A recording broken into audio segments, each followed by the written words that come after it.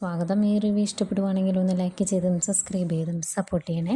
അപ്പോൾ അനന്തപുരിയിൽ ചർച്ചകൾ നടന്നുകൊണ്ടിരിക്കുകയാണ്. എങ്ങനെയെങ്കിലും ഈ കോമ്പറ്റീഷന് ജയിക്കണം എന്ന് ഉള്ള ചിന്തയാണ് എല്ലാവർക്കും. അപ്പോഴും ജാനകി അനിയുടെ പേരിൽ വലിയ പൊങ്ങച്ചം പറയുന്നുണ്ട്. അനി കമ്പനിയുടെ MD ആയതുകൊണ്ടാണ് ഇതുപോലുള്ള വിജയങ്ങളൊക്കെ ഉണ്ടാകുന്നത് എന്നാണ് ജാനകിയുടെ പക്ഷം. എന്തായാലും ഇത് കേൾക്കുന്ന ജയം പറയുന്നുണ്ട്, എങ്ങനെയായാലും വേണ്ടില്ല, മൂർത്തി ജ്വല്ലറി AN ജ്വല്ലറിയുടെ താഴേക്ക് പോകാതിരുന്നാൽ മതി, ഇന്നത്തെ വിജയം നമുക്ക് അനിവാര്യമാണ്, അതുണ്ടായാൽ മതിയായിരുന്നു എന്നൊക്കെ ഇങ്ങനെ വിഷമിച്ച് പറയുന്നുണ്ട് എല്ലാവരുടെ. അന്നേരം ജാനകി പണ്ട് നമ്മുടെ അനാമിക പറഞ്ഞുകൊണ്ടിരുന്നില്ലേ, അതുപോലെ പറയുവാണ്, ഇന്നാണെങ്കിൽ അവന്തിക മോളാണ് ഈ വീട്ടിലെ ഏറ്റവും കൂടുതൽ പ്രാർത്ഥിച്ചത്, അനിയുടെ വിജയത്തിനായി അത്രത്തോളം ആഗ്രഹിക്കുന്നുണ്ട് അവന്തിക മോൾ എന്നൊക്കെ പറയുമ്പോൾ ദേവേനി പറയുന്നുണ്ട്, അനി ജയിക്കണമെന്ന് ഏതായാലും മോൾ ആഗ്രഹിക്കുമല്ലോ, അതുകൊണ്ടാണ് മോൾ അതുപോലെ പ്രാർത്ഥിക്കുന്നത് എന്ന്.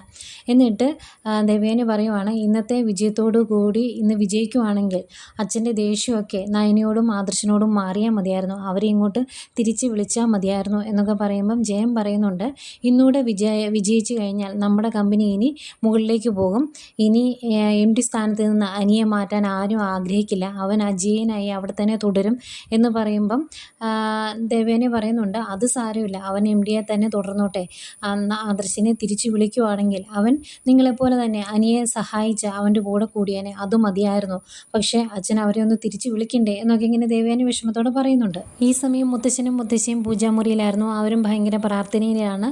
അതിനിടയ്ക്ക് മുത്തശ്ശി പറയുവാണ്, നമ്മൾ ഇതുപോലെ വേറൊരു കാര്യത്തിനും വേണ്ടി പ്രാർത്ഥിച്ചിട്ടില്ലാലേ എന്ന്.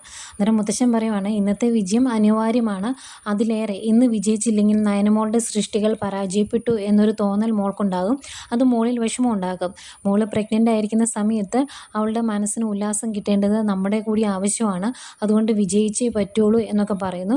എന്നിട്ട് മുത്തശ്ശൻ പറയുന്നുണ്ട്, ഇന്ന് കോമ്പറ്റീഷൻ അഭിയും പോയിട്ടുണ്ടല്ലോ, അവന് ഈ വീട്ടിൽ നിന്ന് പുറത്താക്കേണ്ട കാലം കഴിഞ്ഞതാണ്, ഇനിയും അത് വിട്ടുകൂടാ എന്ന് മുത്തശ്ശൻ പറയുമ്പം മുത്തശ്ശി പറയുക, അതെന്തെങ്കിലും ആവട്ടെ, നവ്യ സത്യങ്ങളെല്ലാം അറിഞ്ഞിട്ടും അത് വിശ്വസിച്ചിട്ടില്ല, അതുകൊണ്ട് അവരുടെ ജീവിതം എന്തെങ്കിലും ആവട്ടെ, അതിൻ്റെ അകത്ത് നമ്മൾ ഇനി ഇടപെടണ്ട എന്ന് മുത്തശ്ശി പറയുന്നു. അത് കഴിഞ്ഞും അവർ അവിടെ ഇരുന്ന് പ്രാർത്ഥിക്കുവാണേ. അതുപോലെ ഭയങ്കര സങ്കടത്തിലാണ് നമ്മുടെ നന്ദു ആദ്യമായിട്ട് അനിയൻ നന്ദുവിടെ കണ്ട ആ ഒരു സീനൊക്കെ ഇങ്ങനെ ഓർത്ത് വിഷമിച്ചിരിക്കുവാണ്. അന്നേരമാണ് ക്യാബിനിലേക്ക് ASI വന്നിട്ട്, അവിടെ ഒരു കോളനിയിൽ പ്രശ്നമുണ്ട്, നമുക്ക് പോകണം എന്ന് പറയുന്നത്. അന്നേരം നന്ദു ദേഷ്യപ്പെട്ട് ചോദിക്കുവാണ്, ഇവിടെ എന്ത് പ്രശ്നം ഉണ്ടായാലും ഞാനാണോ പോകേണ്ടത്, ഞാനൊരു വനിത SI അല്ലേ, ഇവിടെ വേറെ ആൾക്കാരുണ്ടല്ലോ, നിങ്ങൾക്ക് പോയി അന്വേഷിച്ചാൽ എന്താ എന്നൊക്കെ ചോദിച്ച് ഭയങ്കരമായിട്ട് ദേഷ്യപ്പെടുന്നു.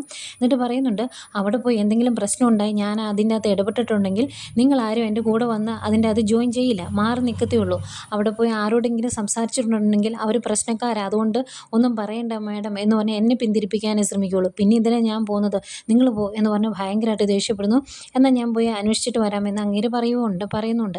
എന്നിട്ട് ഇറങ്ങി പോകാൻ തുടങ്ങുമ്പോഴാണ് അവിടേക്ക് നവീൻ വരുന്നത്. അന്നേരം എന്താ ഇന്ന് ഭയങ്കര ദേഷ്യത്തിലാണല്ലോ, എന്താ സംഭവം എന്ന് ചോദിക്കുമ്പം നന്ദു ഇതാണ് ഇവരുടെ സ്വഭാവം എന്നൊക്കെ പറയുന്നുണ്ട്. അങ്ങനെ എല്ലാത്തിലും ഞാൻ ഇടപെട്ടാൽ പോരല്ലോ, അവിടെ പോയൊരു പ്രശ്നം ഉണ്ടായാലും ഈ പറഞ്ഞ ഒരെണ്ണം എൻ്റെ കൂടെ കൂടിയല്ല, അതുകൊണ്ട് അവർ പോയി അന്വേഷിക്കട്ടെ എന്ന് പറയുന്നു. എന്നിട്ട് എന്തിനാ നവീനേട്ടൻ വന്നത്, ഇരിക്കുക എന്ന് പറയുവാണ്.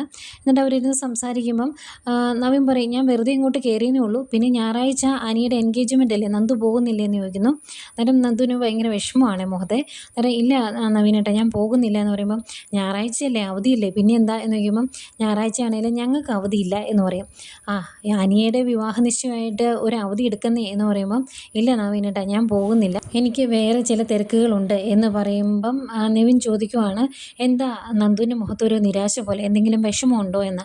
അന്നേരം പെട്ടെന്ന് നന്ദു, എനിക്ക് അങ്ങനെ പ്രശ്നങ്ങളൊന്നുമില്ല, ഇന്ന് എൻ്റെ മനസ്സിൽ ചേച്ചി പങ്കെടുക്കുന്ന ആ കോമ്പറ്റീഷൻ മാത്രമേ ഉള്ളൂ, അതിൻ്റെ അകത്ത് ചേച്ചി വിജയിച്ചില്ല എങ്കിൽ മൂർത്തി ജ്വല്ലറിക്ക് അതൊരു തിരിച്ചടിയാകും, അതുകൊണ്ട് ജയിക്കണം, ആ ഒരു ടെൻഷനിലാണ് ഞാൻ എന്ന് പറയുമ്പം നവീൻ പറയും, അതിന് താനെന്തിനാ ടെൻഷൻ അടിക്കുന്നത്, വലിയ ഡിസൈനറല്ലേ തൻ്റെ ചേച്ചി, ഉറപ്പായിട്ടും വിജയിച്ച് വരും, അതിന് ഞാനും പ്രാർത്ഥിക്കുന്നുണ്ട് എന്നൊക്കെ പറയുന്നു. അത് കഴിഞ്ഞ് നവീൻ പറയുവാണ്, എൻ്റെ മനസ്സിൽ ചെറിയ ടെൻഷനുണ്ട്, വീട്ടിൽ വിവാഹത്തിന് ഞാൻ സമ്മതിക്കാത്തതിൻ്റെ പേരിൽ പ്രശ്നങ്ങൾ ഉണ്ടായി തുടങ്ങി എന്ന് പറയുമ്പം, അതെന്താ എന്ന് ചോദിക്കും. അന്നേരം നവീൻ പറയുവാണ്, അല്ല അനിയുടെയും അഭിയുടെയും ആദർശേട്ടൻ്റെയും എല്ലാവരുടെയും വിവാഹം കഴിഞ്ഞു, അനിയുടെ 2ാം കെട്ട് പോലും നടക്കാൻ പോവുകയാണ്, എന്നിട്ടും എൻ്റെ വിവാഹം നടക്കാത്തതിൽ അമ്മയ്ക്ക് പരിഭവമുണ്ട് എന്ന് പറയുമ്പം നന്ദു ചോദിക്കും, അതെന്തിനാ ഇങ്ങനെ നീട്ടിക്കൊണ്ട് പോകുന്നത്, പെണ്ണ് ആരാണെങ്കിലും അമ്മയോട് തുറന്നു പറ, എന്നിട്ട് വിവാഹം നടക്കുന്നതല്ലേ നല്ലത് എന്ന് ചോദിക്കുമ്പം നവീൻ പറയുന്നുണ്ട്, അത് കുറച്ച് കാലം ഇതിങ്ങനെ അങ്ങ് പോകും, കാരണം എൻ്റെ മനസ്സിൽ ഒരു പോലീസുകാരി ജോലിയാണ് എന്ന് പറഞ്ഞപ്പോഴേ അമ്മ പ്രശ്നങ്ങൾ ഉണ്ടാക്കി തുടങ്ങി. ഇതിങ്ങനെ കുറച്ച് കാലൂടെ മുന്നോട്ട് പോവുകയാണെങ്കിൽ അമ്മ തന്നെ ആരെയെങ്കിലും കെട്ടിക്കൊണ്ട് പോരെ, പ്രശ്നമില്ല, നീ വിവാഹം കഴിച്ചാൽ മതി എന്ന് പറയും. അങ്ങനെ ഒരു അവസ്ഥയ്ക്ക് വേണ്ടിയാണ് ഞാൻ കാത്തിരിക്കുന്നത്. അങ്ങനെ പറഞ്ഞാൽ ആ സ്പോട്ടിൽ ഞാൻ എൻ്റെ പെണ്ണിൻ്റെ വീട്ടിൽ ചെല്ലും, അവരുടെ വീട്ടുകാരുമായിട്ട് വിവാഹത്തിൻ്റെ കാര്യം സംസാരിക്കുകയും ചെയ്യും എന്നൊക്കെ പറയുന്നു. അന്നേരം നന്ദു ചോദിക്കുന്നുണ്ട്, മനസ്സിലൊരു പോലീസ് ഓഫീസറാണ് എന്നല്ലേ പറഞ്ഞത്, ആ പെൺകുട്ടിയോട് ഇഷ്ടം പറഞ്ഞു എന്ന് ചോദിക്കും. അന്നേരം പറഞ്ഞില്ല, പലപ്പോഴും പറയണം എന്നോർത്ത് അടുത്ത് ചെല്ലും, പക്ഷേ എനിക്ക് ഭയങ്കര ടെൻഷനാണ്. പിന്നെ ഞാൻ എന്നും കാണാറുണ്ട്, സംസാരിക്കാറുണ്ട്, അതിനിടയ്ക്ക് ഞാൻ ചില ക്ലൂ ഒക്കെ കൊടുക്കാറുണ്ട്. അതിൽ നിന്നും ആ പെൺകുട്ടിക്ക് കാര്യം മനസ്സിലായി കാണും എന്നാണ് എൻ്റെ ഒരു വിശ്വാസം എന്നൊക്കെ പറയുമ്പോഴും അതെങ്ങനെയാണ് ആ ക്ലൂയിൽ കൂടി അറിയുന്നത്, നവീനേട്ടന് തുറന്നു പറയാൻ മേലായിരുന്നു എന്നാണ് നന്ദു ചോദിക്കുന്നത്. ഏതായാലും പറയണം ഉടനെ തന്നെ എന്നൊക്കെ പറയുന്നു. കുറച്ച് വിശേഷം കൂടെ പറഞ്ഞിട്ട് നവീൻ അവിടെ നിന്ന് പോവുകയാണ്. അവിടുന്ന് പോകുന്ന നവീൻ നേരെ ചെല്ലുന്ന അനാമികയുടെയും വേണുവിൻ്റെ അടുത്താണ്. എന്നിട്ട് ഈ വിവാഹ നിശ്ചയത്തിൻ്റെ കാര്യം പറയും. അന്നേരം വേണു ചോദിക്കും, ഡിവോഴ്സ് നേടാതെ ഇവർ വിവാഹ നിശ്ചയം നടത്തിയിട്ടുണ്ടെങ്കിൽ അത് തടയാനുള്ള ഓപ്ഷൻ നമുക്കുണ്ടല്ലോ എന്ന്. അന്നേരം നവീൻ പറയും, നിങ്ങൾ അങ്ങനെ ചെയ്യാതിരിക്കുന്നതാണ് നല്ലത്, കാരണം ഞായറാഴ്ച വിവാഹ നിശ്ചയം നടന്നു കഴിഞ്ഞാൽ പിന്നെ വിവാഹം നടക്കണം. അങ്ങനെ വന്നു കഴിഞ്ഞാൽ എന്ത് കോമ്പൻസേഷൻ തന്നും നിങ്ങളെ ഒഴിവാക്കാൻ അവർ ശ്രമിക്കും, അതല്ലേ നല്ലത് എന്നൊക്കെ ചോദിക്കുമ്പോൾ അതാണ് നല്ലത് എന്ന് പറയും. എന്നിട്ട് അതിൻ്റെ ഇടയ്ക്ക് വേണു പറയുന്നുണ്ട്, എന്തിനാണ് വക്കീൽ ഇതിൻ്റെ പുറകെ ഓടുന്നത് എന്ന് ഞങ്ങൾക്കറിയാം.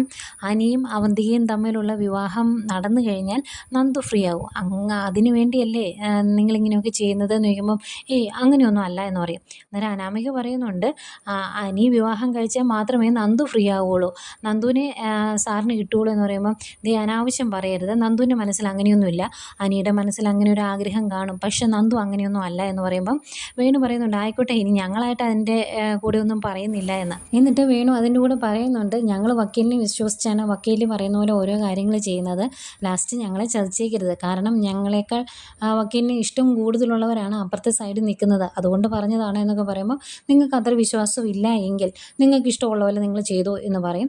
അന്നേരം വേണ്ട, വക്കീൽ ഞങ്ങളെ ചതിക്കാതിരുന്നാൽ മതി, വക്കീൽ പറയുന്ന പോലെയൊക്കെ ചെയ്തോളാം എന്ന് പറയുമ്പം ഞാൻ ഇതൊക്കെ പറയുന്നത് നിങ്ങൾക്ക് വേണ്ടി കൂടിയാണ്. അനിയും അവന്തികയും തമ്മിലുള്ള വിവാഹ നിശ്ചയം കഴിഞ്ഞാൽ ഏറ്റവും കൂടുതൽ അതിൻ്റെ ഫലം ലഭിക്കാൻ പോകുന്നത് നിങ്ങൾക്കാണ്, അതുകൊണ്ട് ഞാൻ പറഞ്ഞതാണ്. ഇനി നിങ്ങൾക്ക് എന്നെ അനുസരിക്കാൻ എന്തെങ്കിലും ബുദ്ധിമുട്ടുണ്ടെങ്കിൽ അത് ചെയ്യേണ്ട, നിങ്ങളുടെ ഇഷ്ടം പോലെ ചെയ്തോ എന്ന് പറയും. അന്നേരം വേണു പറയും, അതിൻ്റെ ഒന്നും ആവശ്യമില്ല, വക്കീൽ പറയുന്ന പോലെ ഞങ്ങൾ ചെയ്തോളാം, ഞങ്ങളെ ചതിക്കാതിരുന്നാൽ മതി, കാരണം ഞങ്ങളെക്കാൾ കൂടുതൽ വക്കീലിന് ഇഷ്ടമുള്ള ആൾക്കാരാണ് ഓപ്പോസിറ്റ് നിൽക്കുന്നത്, അതുകൊണ്ട് പറഞ്ഞതേ ഉള്ളൂ എന്ന് പറയുമ്പം നവീൻ പറയുന്നുണ്ട്, അങ്ങനെ നിങ്ങളെ ഞാൻ ചതിക്കത്തൊന്നുമില്ല, ഏതായാലും ഞാൻ പറയുന്ന പോലെ ചെയ്യാൻ നോക്കുക എന്ന് പറയും. എന്നിട്ട് നവീൻ അങ്ങോട്ട് പോകുന്നു. പോയി കഴിയുമ്പം വേണു അനാമികയോട് പറയുവാണ്, വിവാഹ നിശ്ചയം നടക്കട്ടെ, എന്നിട്ട് വേണം കുറച്ച് പൈസ കൂടുതൽ ചോദിക്കാൻ എന്ന്. അന്നേരം അനാമിക പറയും, ഈ ഒരു ആക്രാന്തവും അത്യാർത്ഥിയും നിർത്ത്, കിട്ടുന്നത് മേടിച്ചെടുക്കാൻ നോക്കാമെന്ന്.